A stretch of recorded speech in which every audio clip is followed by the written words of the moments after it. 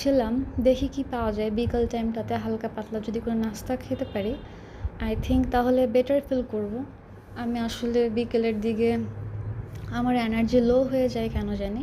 আমি আসলে বলতে পারি না। তো আমি উঠছিলাম, বাহিরের পরিবেশটা ভালো ছিল।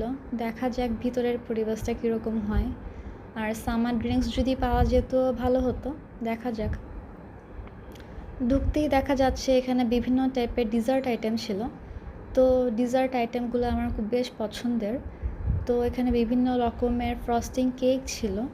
ফ্রস্টিং কেকটা আমার সবথেকে বেশি পছন্দের খাবার।